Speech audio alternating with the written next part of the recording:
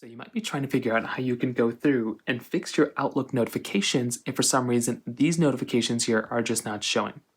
Now, this can happen for a couple of different reasons. Number one, the very first thing to do and understand is you want to make sure you're not on some sort of like do not disturb mode. So on an iPhone or on Androids or whatever you have, go ahead, swipe down from the top, and this little do not disturb mode option you have right here, you want to go and make sure this is not toggled on. If this is toggled on, that's going to be the main problem you might run into there. So go through, make sure that is not toggled on.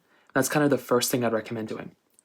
Now, if you do that and that's not really the problem, the next thing I'd recommend doing here is to go through and make your way over into your settings application right over here and find the little option that says notifications. On iPhones and Androids, you have this type of notification pop-up. Tap on notifications, and then what you're going to want to do is scroll down until you find that little option that says Outlook. So once you find Outlook wherever it is, you want to tap on it and you want to go ahead and make sure your Outlook notifications are enabled. Sometimes these notifications might not be enabled, and that could be the other problem you might run into there.